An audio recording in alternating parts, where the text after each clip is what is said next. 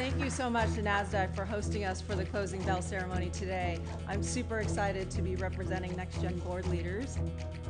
This week we are gathering for a summit and building thought leadership content and discussing deep into topics and issues that we hope will advance the corporate governance landscape.